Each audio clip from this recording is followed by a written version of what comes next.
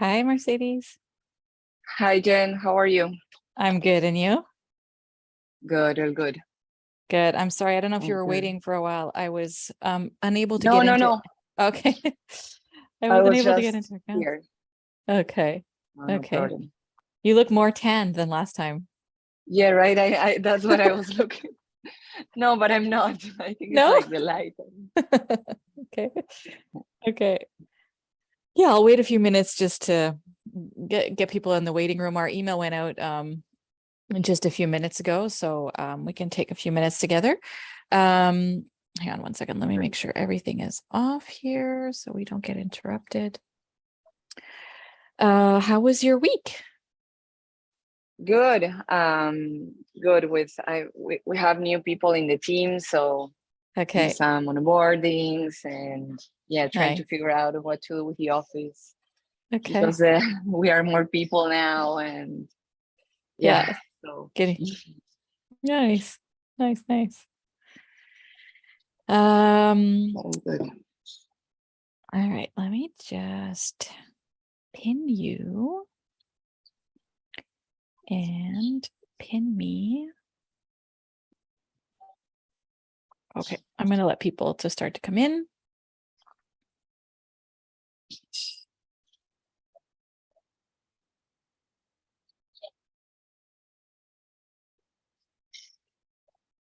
Hi, everyone. Welcome to our session.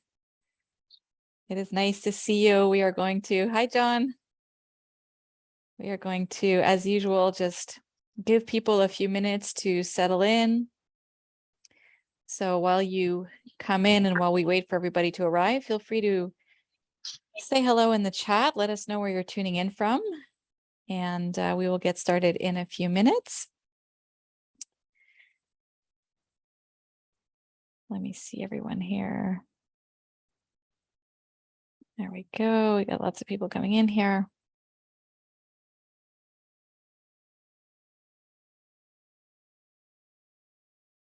Nice to see everyone. I usually have music in the background, but we were having some tech glitches to get in here and I didn't have time to put on our little coffee shop music. We have someone in here from Nigeria. Hello, hello. Nice to see you. Ana from Colombia. Hola, Ana.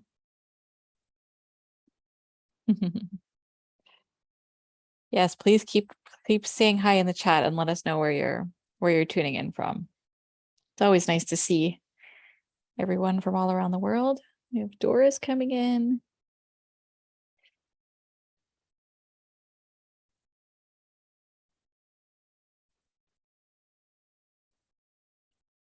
Okay, so we are going to slowly get started while people keep trickling in. So for those of you who are new here, my name is Jennifer. I'm the community leader for Ecom Connect. And Ecom Connect is essentially a community and a program that is run by the International Trade Center in collaboration with United Nations. And we support e-commerce businesses and entrepreneurs and essentially growing a successful e-commerce business through, we have all kinds of events and webinars and resources and tools in the community. So if you have not yet joined us in the community, we would love to have you there. It is free to join. So I'm just going to put the link in the chat so everyone has that. And the recording of this session will also be in the community afterwards. We always share the recording. So I would like to welcome Mercedes to the Get Inspired series today. Mercedes is the co-founder of Quipu, which is a company building a digital decentralized bank in Latin America. And they're currently supporting micro businesses in Colombia, and they are expanding in Latin America.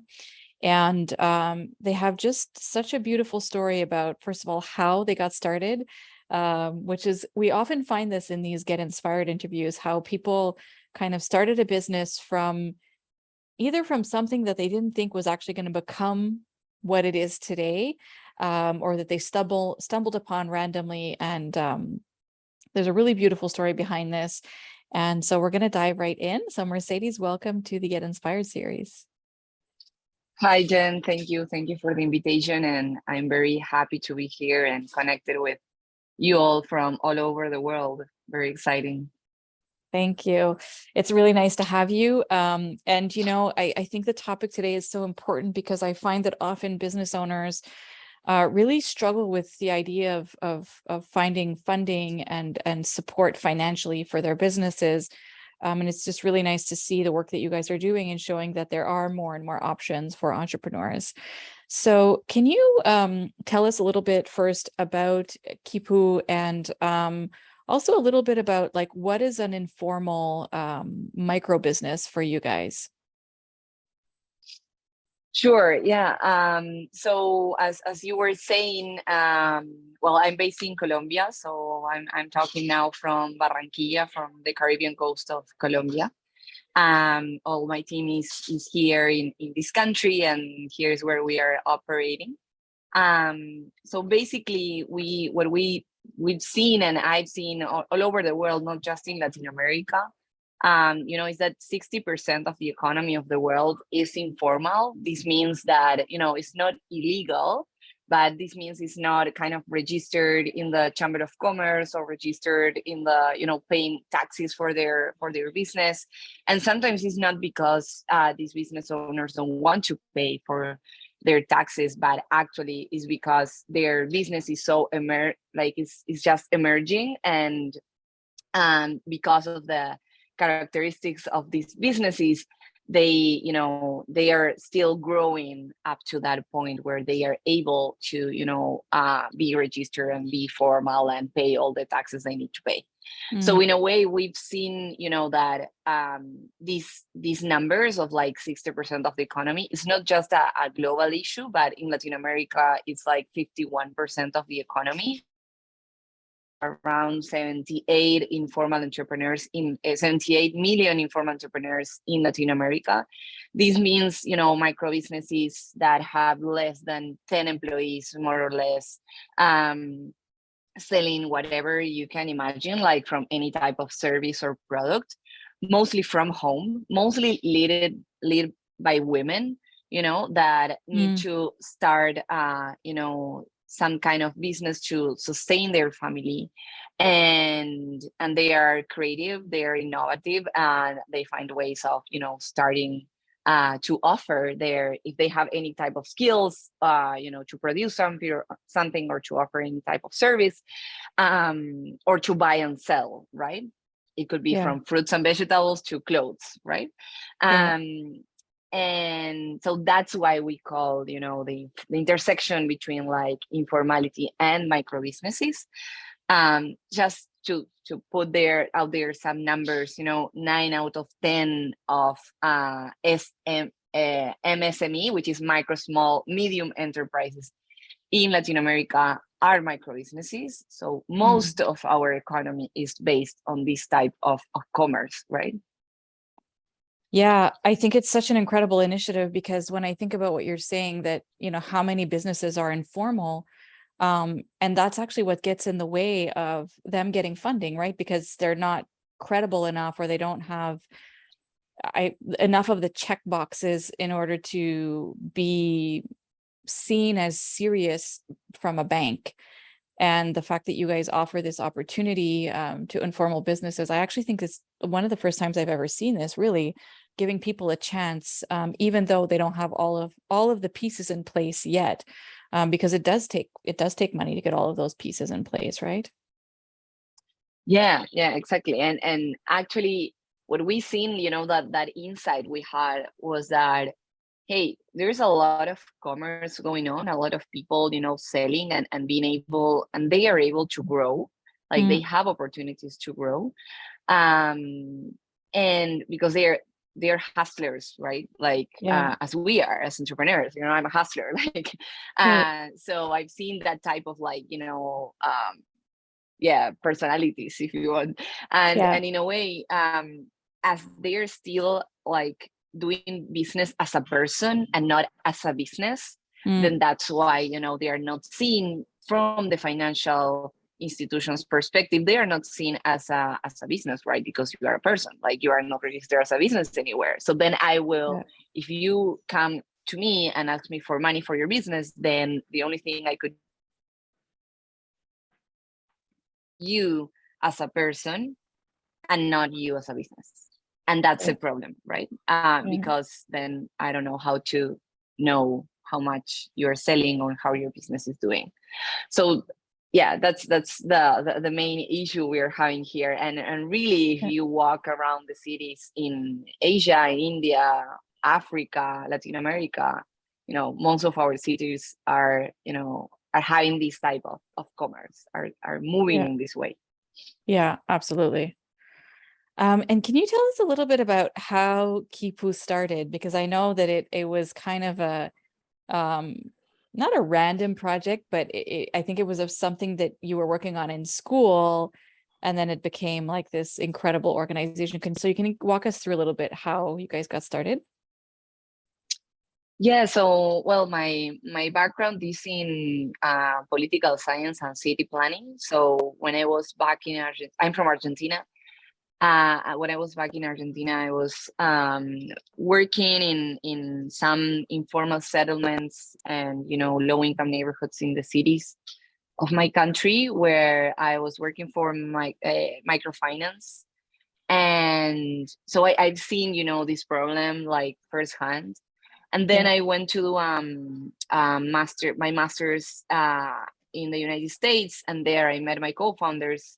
One of them is coming from Colombia, and he had the same experience in his country, right? Of like really understanding, and we studied city planning, so we were really focused on like economic development in cities. And we said, okay, there's a big problem in our cities where like one every like 25% of our cities are informal, like people living in informality, not just economic informality, but housing, you know, non-access to water and sanitation, and like informal ways of living. So we said, okay, how can we, you know, develop a way in which these economies can grow? Because they are stuck. There's no like from public policy, they're not giving good solutions to this problem. From like, you know, social organizations, obviously they are, but it's limited. So we said how we can start thinking on, you know, other tools. And it was a research project at the beginning. It was my master's thesis, and then, you know, it started like developing, and we went through an accelerator, and then I learned what is a startup, because at that point I didn't know what was a startup. And then we started to develop it into what is now that, yeah, it's already like a company with more than 30 people working for Quipu. And yeah, it's crazy because I never imagined, you know, that we were going to end up being where we are now. Yeah, I think this is a really great lesson in really putting our attention on the process of the building of the business instead of like the final result, which is where our attention is often, because we're looking at like, where do we want to land from all of these efforts, when really things can take so many unexpected turns and give us experiences that we would have never imagined experiencing, really. So how long did it take to get from like, you know, your master thesis to now being at 30 people on the team?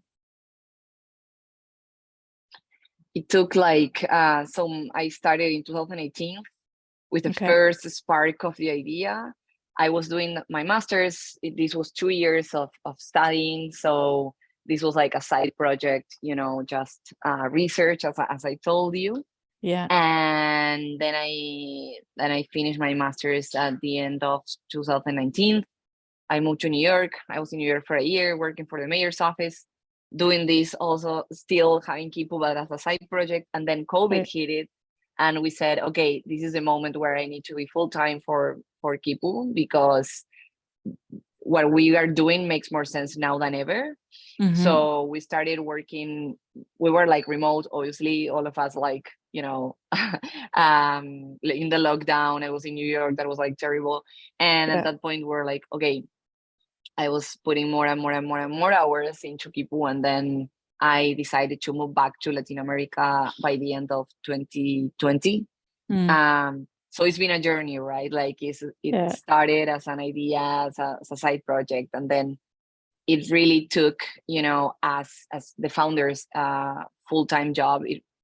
It actually started like beginning of 2021, if you want. So it's been like Okay. 2 years full-time. Right. And before that, it was mostly like a side project. And that's actually what usually happens, right? Like you don't Mhm. quit your job, you actually like start. And actually, because first you need to understand what are you doing. Like Mhm. we knew there was a problem. It's still the same problem we are tackling, right? But then the ideas we were putting out there changed a lot. And yeah, and there's a lot of challenges of like funding, of like, time alignment with the co-founders, Yeah. COVID. Now Yeah. it's like economic recession. So Yeah. That's still a pretty short time period for the development of Kipu. I find that, like 2 years part-time and then 2 years full-time, that was a pretty quick development, which is really, really inspiring. yeah. Um, so I want to talk a little bit more about what you just said about you need to be really clear about like what you're doing and why you're doing it. Um, would you say that like being really crystal clear on the problem you were solving accelerated the development of the company? Because it like Mm. I think sometimes entrepreneurs, when they're building a business, they're offering services or products, but sometimes the clarity is not there on like what is exactly the problem we're solving. And I feel like you guys were really crystal clear on that from the beginning. Exactly. Yes. I think that what, like in Kipu, everything changes, but what is not changing at all, never, is the user, right? Is the why, like why Yeah. we're doing this, like why, what problem are we solving? Then the solution changed so many times, and I'm sure that we will still be changing, right? Right. And I'm not afraid of that. And I think that that is what accelerated our growth, is that we were not attached to our solution. We were not like, obsessed with the solution, but actually with the problem. And this is very like, yeah, it's how do you say when something is like, everybody says that, right? Like get in love with the problem, not the Yeah. solution. Yeah. But in the end, it's very difficult, right? Because, and I think that the problem is when things start just by thinking on a solution Hmm. and not by being obsessed with the problem, really obsessed. And that's why, like, I'm still here, 4 years later, Yeah. trying to solve it. And it will take, I don't know, 10, 20 years alive, Mm. um, and I think that's what makes us able to pivot Yeah. and to be still alive, right? As a Yeah. business. Yeah.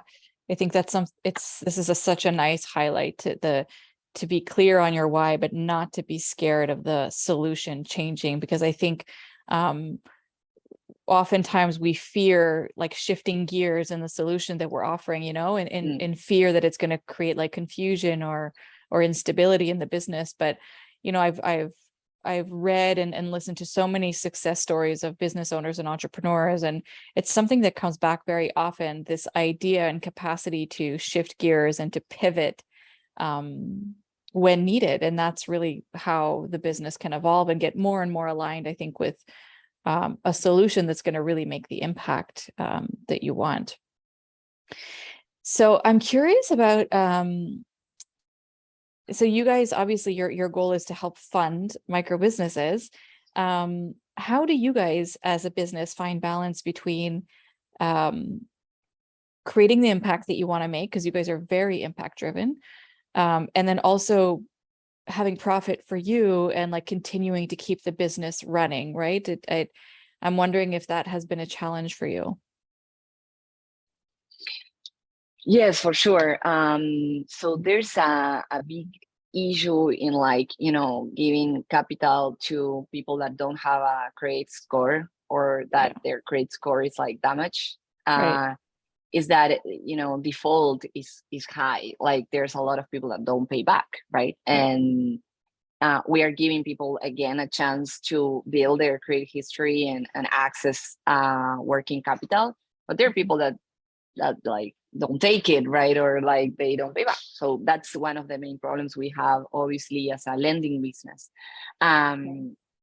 The way in which we are tackling that problem is really improving the way in which we, you know, evaluate and analyze our users and their credit worthiness, being as alternative as we can, right? Like taking data that nobody's thinking about, trying to get online what people are doing offline, and really understanding in different ways than the banking institutions.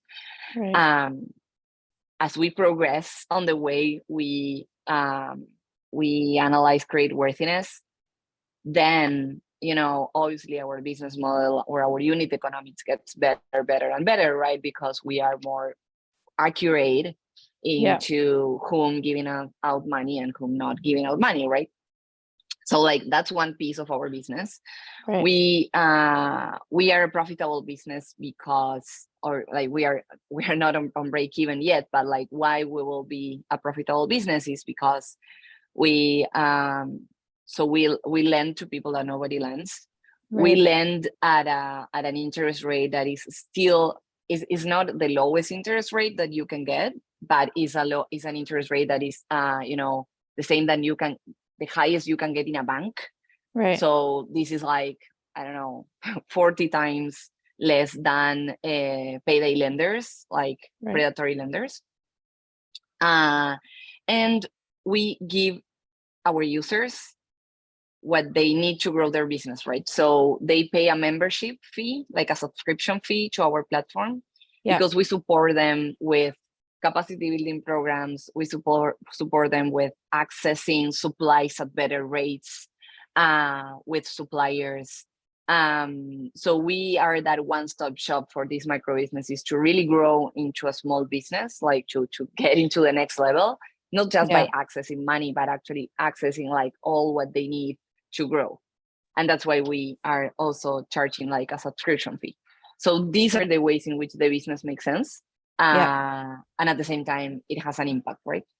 But obviously, we have to be very innovative in the ways we make a social impact business profitable, right? Yeah, and you know, there's so many entrepreneurs that are really focused on social impact or just impact-driven businesses, and it's a struggle to find that balance between like wanting to make the impact, but then being able to also be profitable and survive so that you can keep making the impact. And I think it's something that's really important to remember, that the only way in which you can keep making your impact is if you're profitable. So exactly, we tend to want to go the other way around, is focus on the impact first, but without getting out of survival mode, you know, you can't make the impact. There's another layer to this work that you guys are doing that we talked about last time, which was essentially you were talking about like this ecosystem that you're building of members that can connect with each other and support each other. Can you tell us a little bit about that aspect of Quipu? Yes. So one of the things that inspired me to build Quipu is that I think of I believe on the power of networks, right? And on the power of like, so, you know, when you are aware of your network and you're aware of your position in the world, saying like, okay, I'm a micro business in this neighborhood. There are tons of other people, I will say women, right? There are tons of other women, mostly because they are mostly women, you know, having a business from their homes, living in this type of neighborhoods in the world. So I'm not alone, right? And I think that awareness of like, what's my position in the world and what can I do as a network? Yeah.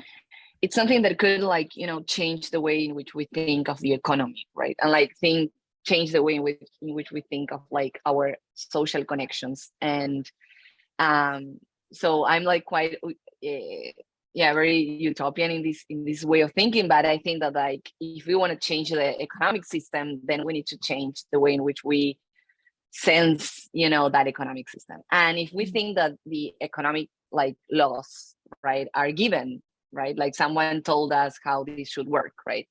But if we perceive ourselves as an important like actor in the economic system, then we can change how it works, right? Because it's like, okay, someone else told me how this should work, but I'm important in this system. Like I'm Right. part of it.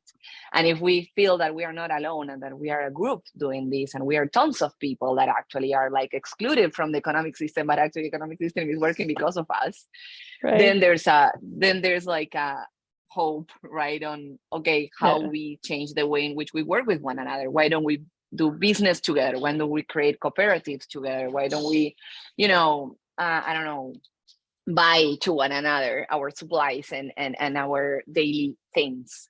So Yeah. that's what motivates me of creating this, of really understanding. I saw these type of businesses and women, business women all over the world, like Yeah. mostly the global south.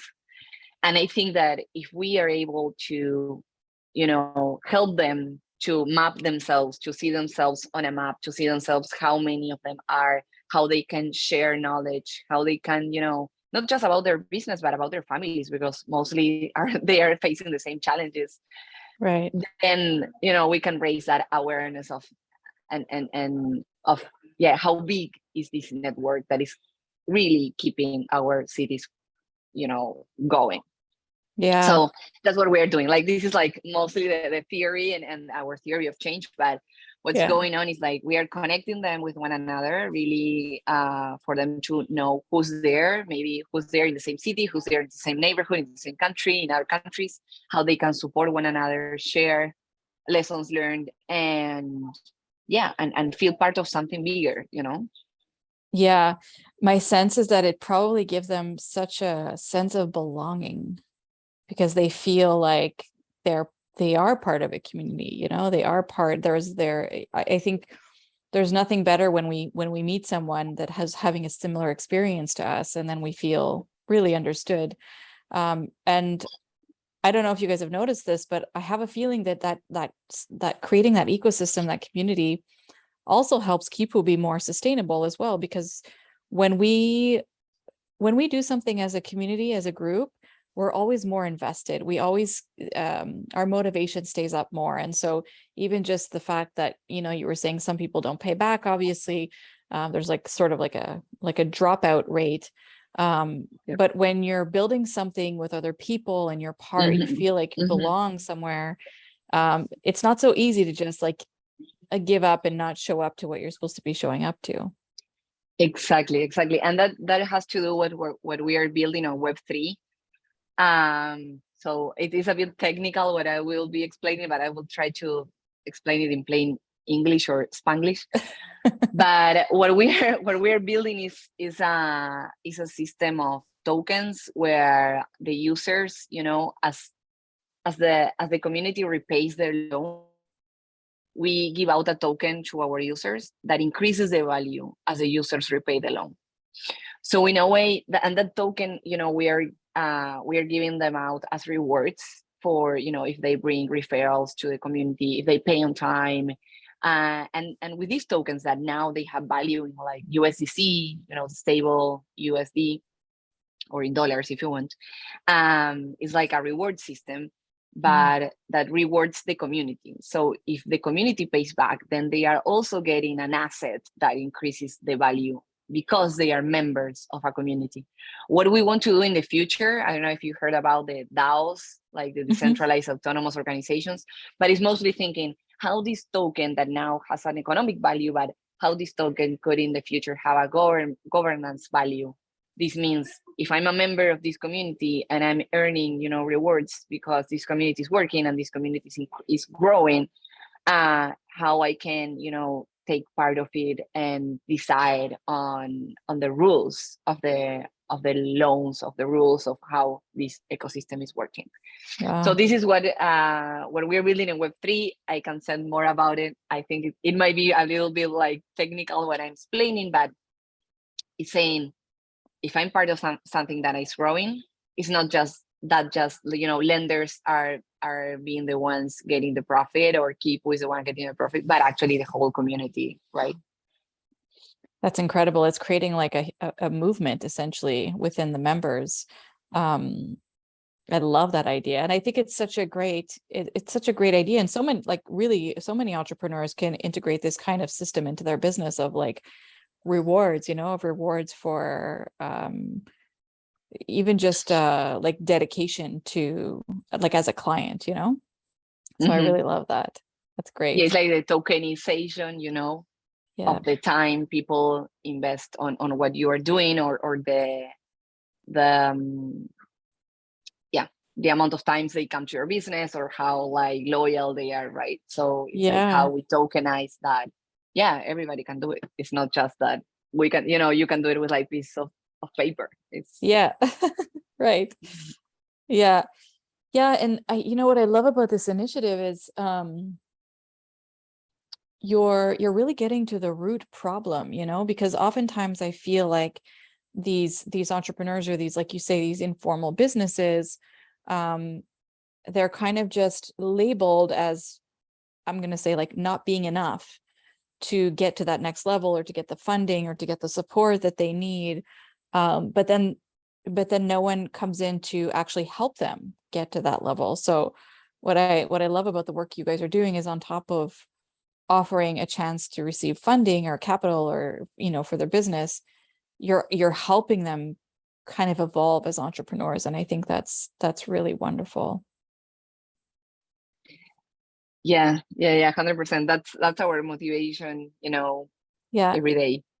Yeah, I mean, we can feel that you care about the human that's involved in this. And like you were saying at the beginning, the banks, they won't be acknowledged because they don't have like a formal business, but they're not acknowledging the human that's like putting in the work to make this business run. Yeah, Um, yeah. yeah. So what has been for you guys the biggest challenge in developing Kipu and keeping it, running, and keeping it growing?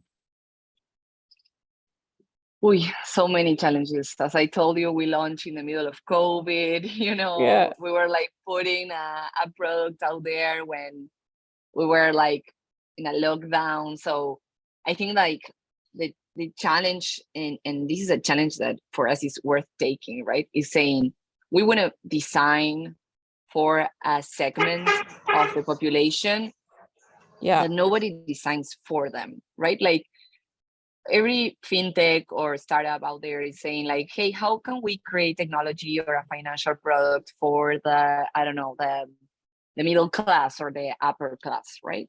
And we say how we can build from the margins, design from the margins of our cities and our economy. And this is completely different, Mhm. than designing for another segment. And so actually what was it is still a challenge is that we need to be out there. We need to be like, we needed a lot to be on the ground. And this was like the first years in Kipu were like a lot of um, grassroots work, really understanding the user and really building with the user. Yeah. So for us, like COVID, where we couldn't be, in the neighborhoods for like mostly a year, then this was like very difficult. We were like, on the phone with the people trying to understand what they were doing with the app we launched. Yeah. So that was a really big challenge. Then I think that, for example, now what it has been a challenge, but now it's been easier and easier is like, getting good talent. Mm. So we are getting people that are coming to Kipu because they want to work here, because they like the purpose and the mission, and so at the beginning this was more difficult, and now it's getting easier, like to get Yeah. good talent working for Kipu. And then obviously, in mostly in Latin America, the economic downturns, like economic crisis, is kind of constant, and that's it's a really big challenge, like how Mm. our currencies devaluate, and they don't, they are like each day they have a different value. Yeah. And how unstable is the economy. That's obviously a big challenge for us, building any type of business, but building a fintech, Yeah. that's that's a really big challenge. Yeah, I can imagine. And I imagine that with COVID also, like what a perfect timing for Kipu to come to life during those, well, when you guys went full time, because I imagine with COVID, a lot of informal businesses came to life. Like I imagine that a lot of people kind of went into Yeah. entrepreneurship to try to survive. And so did you guys notice a peak in informal businesses during COVID? It was, but at the same time, a lot of businesses died, right? So Yeah. there were a lot of businesses that go out of business. There were other people that like pivoted what they were doing, and there were others that started something. Yeah. But yes, we have a lot of businesses that died, like we're really struggling. And Yeah. so what happens with informality is that if you are not able to work, then you don't get money, right? Like Mm. you need your hands and your workforce to get money. Yeah. So and they don't have any kind of like insurance, right? So what happened is that, and we have a lot of cases like this, like, the business owner got sick, his wife or her husband got sick, the kids got sick, and they were like, okay, we cannot work for like a Function. month or 2 months. Okay, that business like go out of business, right? And Right. then what we've been doing is like help them to reactivate, economically, like with this working capital, to help them to start again. Yeah. Because usually they kept like the machines, so they kept like, I don't know, the fridge and the oven, right, or whatever they had Yeah. as like machines, but then they needed money to buy supplies again, right? So that's what we've been Mm. doing a lot, mostly. uh yeah, after COVID, mostly. Yeah. And I know you guys are just in Colombia right now, and you're going to be expanding in Latin America. Um, if there are people who want to get on the waiting list for when you expand, is there a way that people can kind of join your community even before you are expanded into all of Latin America? That's a good question. I think we haven't thought about that, but you can find us, on Instagram, on Twitter, on Yeah. Facebook, and all the social media as at Kipu Bank. You can find it, yeah, in all the social media. And we are doing a rebranding now, so we are launching a new website in October. But Okay. I think the easiest way is like finding us on social media Social media. and following us there. Yeah, we will put all the links in the event description along with the recording as well, so you guys can go follow if you want to follow the story, and also maybe get on the the waiting list for some incredible support. That's Um, great. I'm going to open up the room in a few minutes for some questions. So, yes, John, I see your hand. Amazing. So, it always takes a few minutes for people to warm up and get unshy to ask questions. So you can start to prepare yourself. But before we go to questions, I want to ask you one more thing: is what is the vision for the next phase or two for Kipu from now? Well, it's actually, we are doing a rebranding, so we are moving to be, we were Quipu Market, we are Yes. now Quipu Bank. Yes. So you can imagine, right? So it's really building a suite of financial services for the Right. informal economy, starting with working capital, and then moving to all the other financial products micro business needs to Yeah. succeed. Um, and yeah, so that's what comes now for us, right? Is Okay. really launching our protocol on Web3, really going into decentralized finance, Yeah. and being able to attend micro businesses from all the spectrum, and with everything they need to grow. That's incredible. I'm so excited. you know how passionate I am about, Latin America, and I know you're coming to Mexico soon, which is really exciting. Um, so Yes, we're going to open up for questions now. So you can either put your questions in the chat and I will read them, or you can raise your hand. At the bottom, you can see the reactions. If you raise your hands, I'll see you in the queue and we can, we'll get you to unmute one at a time. So John, I'll start with you since I see you in the queue. You can unmute.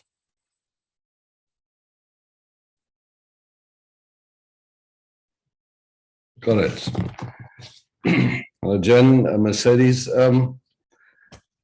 I'm in South Africa at the moment, and I've got two questions. Is that okay, Jen? Sorry to hog the floor. You have the whole floor, John. Go ahead. First of all, you said you had a constant why. Can you tell us what the why is? Yeah, it's creating wealth for and in the informal communities of Latin America. It's building wealth. Yeah, it's just we've also got a why. Ours is growing our community, nurtured with godliness and care. And the second why, becoming poverty, hunger, fear, and crime. The situation here is leading to the next question. Let me just put this down so I can see. We have been working in the townships, which is in South Africa, same what you're doing with the informal sector, you know, with no deeds and no whatever. We're starting to pick up. We in February, we had 2 community gardens. We're now up to 30 community gardens, helping in creches and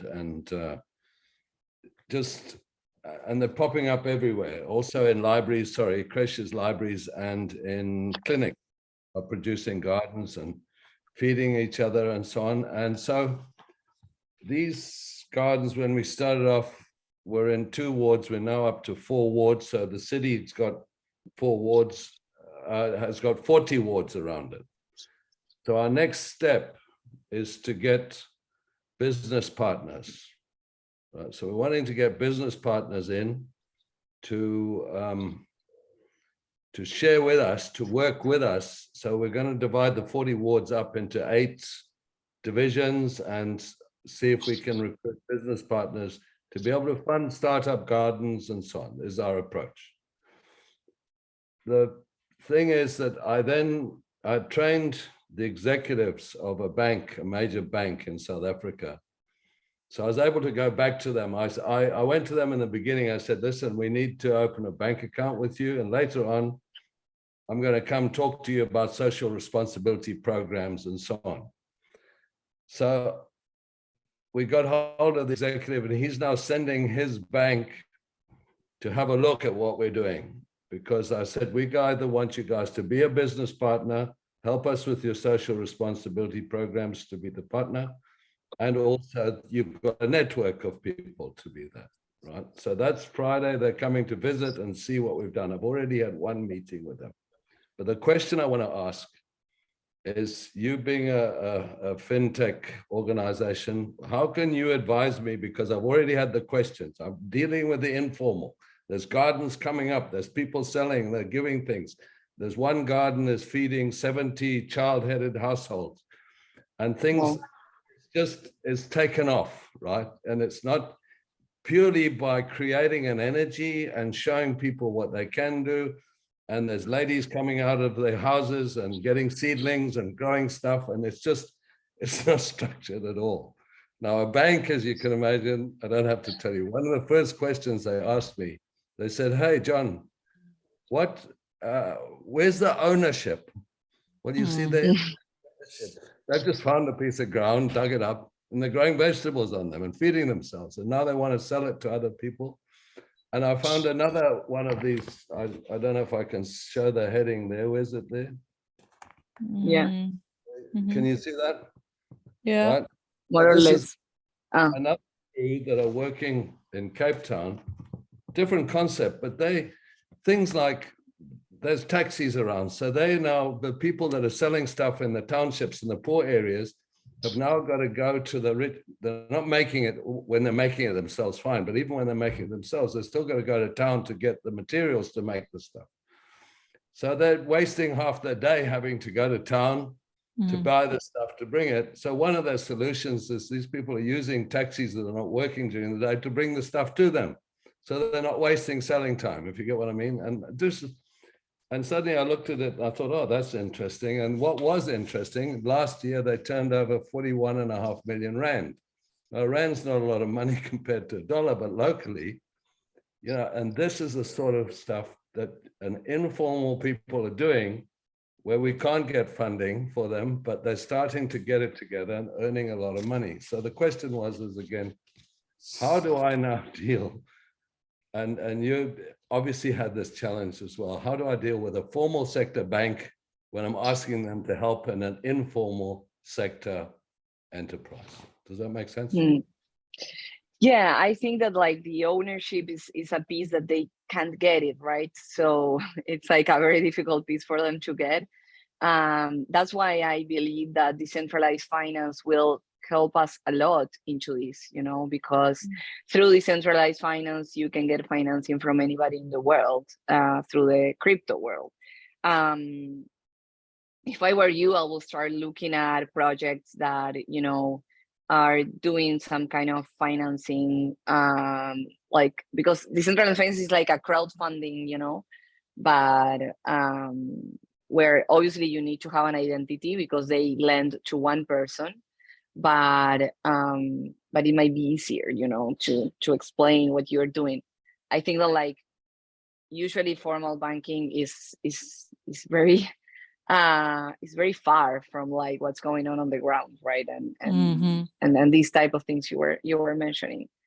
But good luck with that. I think that maybe you will need like an organization or someone that will get that loan because they need to know who's their counterpart. But yeah, I think that's why we are trying to build what we are trying to build, right? Because there's a lot of opportunities and a lot of I think that like what we have on our hands, like the financial system, what has on their hands is saying like, what will be the next projects, that will come alive and that will like change the world if you want.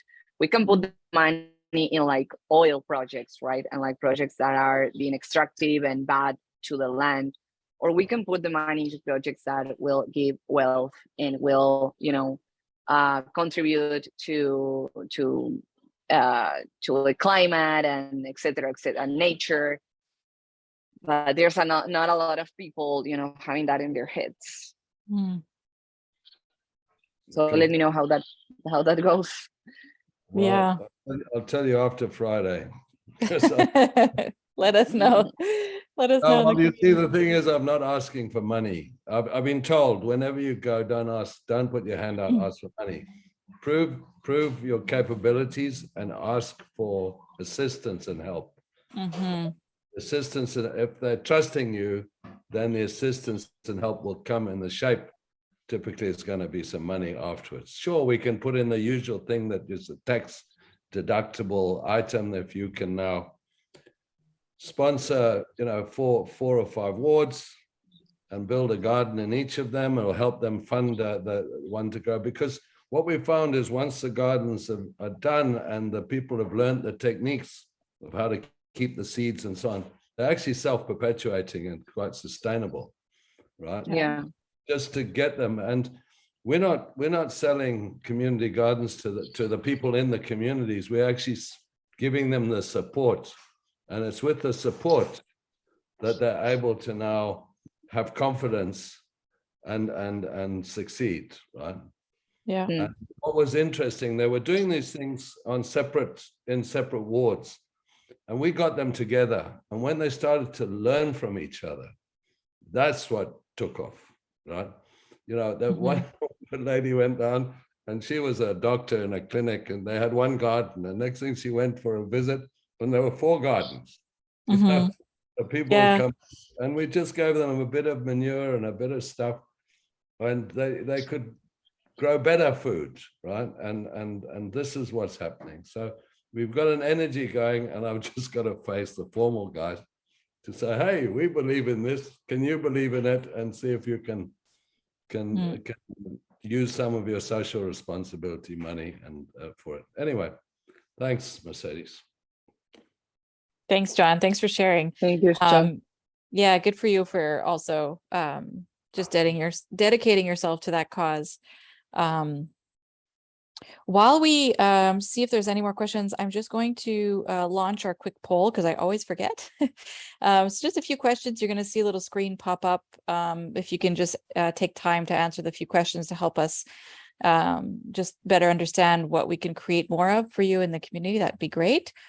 I see here Tulani says, what did you need to set up the company as a financier? Tulani, can you tell us a little bit more what you mean about the question? Do you understand the question, Mercedes, or is it just me? Yeah, I think it's like how you set up a financial institution in each country. Yes, that's exactly But what it I'm asking. depends. Okay, Thank okay. you. Thank you, Tulani. No, it depends on the country, right? So here we don't need to be like we don't need a banking license to be a lending company. If the money comes from us, so if the money we're lending is ours, then we don't need to be like registered as a bank, for example. So because also there's like a sandbox for fintechs in Colombia, there's also one in Mexico, in Brazil. So each country has like their like kind of sandbox for innovation on fintech. And so we don't need like to have any type of like license. But I think depends on the country, actually. Thank you, Tulani. Thank you for that. All right. Is there any more questions before we tie up the session?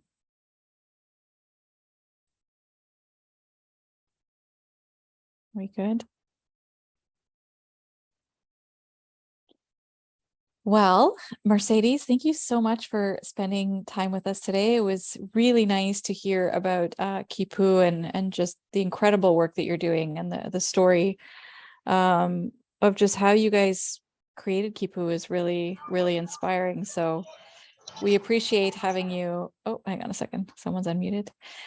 We appreciate you having you with us, and I can't wait to keep following the evolution of Quipu and all the great work you're gonna create. Thank you, Jen. Thank you so much for the invitation. Thank you, John, for your question, Tulani for your question, and all of you for be here listening from different parts of the world. This is very exciting, and I hope we can, be more startups and businesses like Quipu trying to create a different world. So thank you so much for your time.